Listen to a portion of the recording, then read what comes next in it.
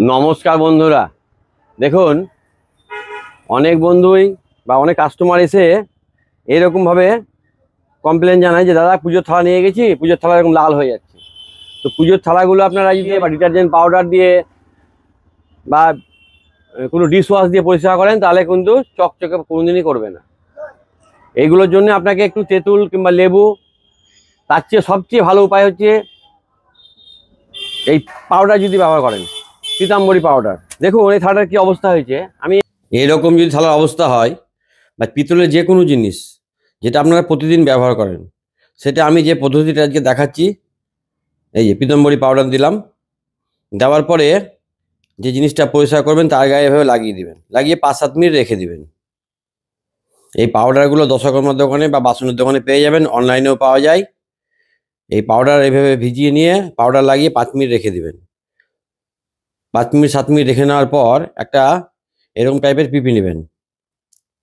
কসবাইট দিয়ে মাজলে হবে, কসবাইটের মধ্যে পাউডারগুলো ঢুকে যায়, খরচটা বেশি হয়। দিয়ে এবার কি করতে হবে, এই জিনিসটাকে চেপে চেপে মাজতে হবে। আপনারা পুজো করা থালা অনেকেই এসে বলে দাদা কেমন থালা দিয়েছেন, সব মাজলে চকচক করে না।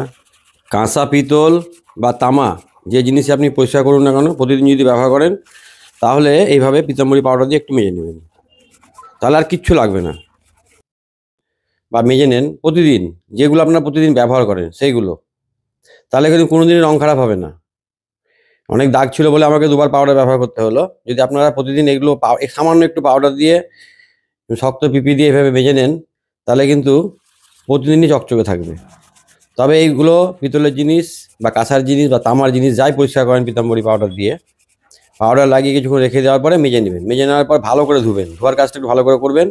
করার পরে এটাকে 1 ঘন্টার মতো রোদ্রে রাখবেন। কেমন থালা দিয়েছেন, রং খারাপ হয়ে যাচ্ছে, তা আপনাকে তো মাজতে হবে ঠিক করে। আপনার ঠাকুরের জিনিস বা যে কোনো পিতলের জিনিস যেগুলো প্রতিদিন ব্যবহার করেন, এই পাউডার দিয়ে ব্যবহার যদি মাজেন তাহলে প্রতিদিন নতুন নতুন চকচকে হয়ে থাকবে।